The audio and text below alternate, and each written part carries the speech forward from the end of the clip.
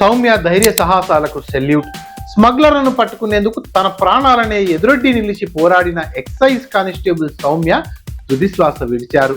గంజాయి స్మగ్లర్ల దాడిలో తీవ్రంగా గాయపడిన నిజామాబాద్ ఎక్సైజ్ కానిస్టేబుల్ గత వారం రోజులుగా హైదరాబాద్లోని నిమ్స్ ఆసుపత్రిలో చికిత్స పొందుతూ తుదిశ్వాసను విడిచారు.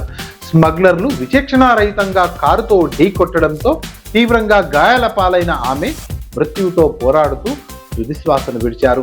ఈ సందర్భంగా తెలంగాణ రాష్ట్ర మంత్రి జూపల్లి కృష్ణారావు మాట్లాడుతూ విధి పట్ల నిబద్ధతతో కలిగిన సౌమ్య వంటి అధికారులను కోల్పోవడం తీరని లోటని ఈ సందర్భంగా అన్నారు.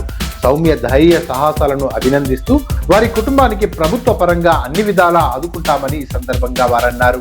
ఆదుకునే కార్యక్రమం చేస్తుంది. నిన్ననే గౌరవ ముఖ్యమంత్రి రేవంత్ రెడ్డి గారితో నేను మాట్లాడడం జరిగింది, వారితో సంప్రదించడం జరిగింది.